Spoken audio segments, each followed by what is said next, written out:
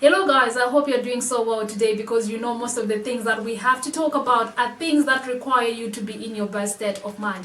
Like today we're going to be talking about the history of corruption in African governments, and I have just remembered something that was said by Professor Lumumba when he was talking about African leaders.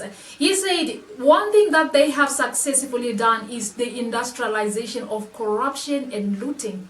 Probably this is what is happening right now in the nation of Nigeria. I'm sure you have, if you have seen what happened to the managing director, I'm going to show you a video clip so that you can see what happened to him. Although I have to warn you that it is a bit disturbing, but this is what happened to him when he was being questioned about the cases of misappropriation of funds at the Niger Delta Development Commission. Look at what happened to him. Are you aware that every expenditure you make from 31st May till date are not Excuse me, what is not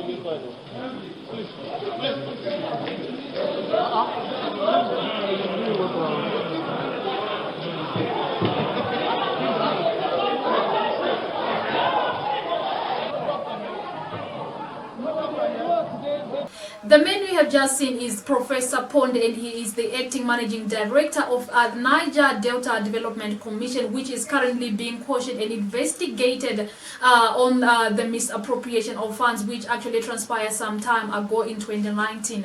Now, what happened prior to this event where you saw him fainting before the National Assembly? What happened is that he was summoned, the commission was summoned to appear before the National Assembly and the investigative team of the National Assembly. And when they appeared, they walked out on the National Assembly team, and they say that the chairperson or the man that was chairing that committee was not in a good position or in a position to actually caution the commission because of some various reasons. And they decided, in fact, he and others actually decided to walk out of the commission. And when they came back, which is on this day that we have just watched, they were being cautioned on a number of accounts, and he was actually being cautioned on how they used the 1.3 billion, is it million naira, something that was actually allocated to the commission, how they used that money, how they used the money that they had budgeted for and the money that they didn't actually budget for.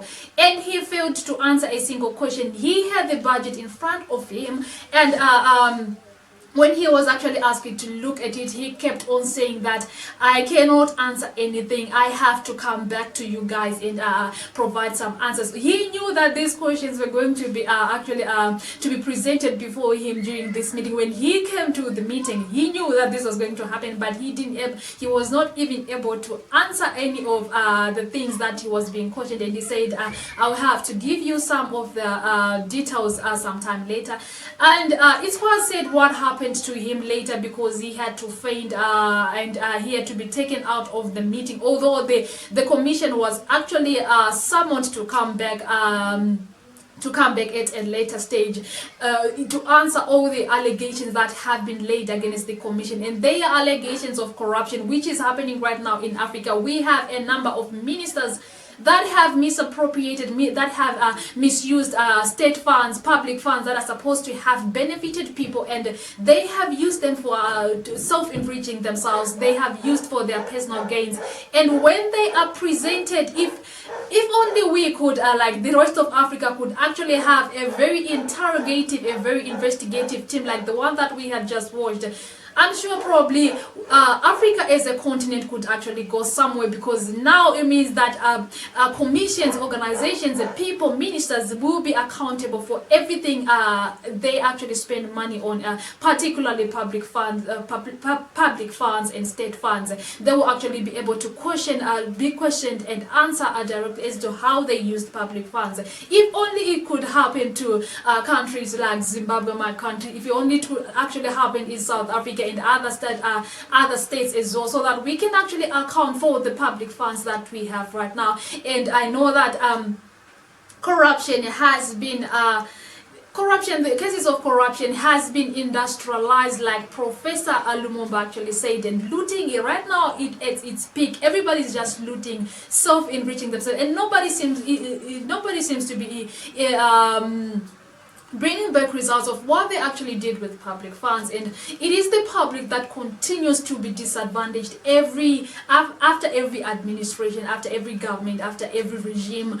Public funds are just exhausted and they are left empty with nothing to actually do. Now, if only I know that it can actually happen if other governments are actually willing to have transparency in their governments, but in most governments, transparency is actually something, it's actually an anathema, it's actually something that is hated by governments and leaders, African leaders to be particular. Yes, sir. I know you are a very learned person. You are one of the most learned person in this room. You don't have answer for it now. Okay. It means you spent money. Can you agree with us? Will it be right for us to say that you did extra budgeted expenses, which was not budgeted for? I will not say so. Let me ask my EDP to explain, because I don't want to. I think he has more facts concerning that. Is he under oath? Okay, it's not under oath. No. That's why I said I will provide the answer. I said I will provide the answer. Now, MD, you have the budget with you. The budget of 2019, you have it with you. Correct?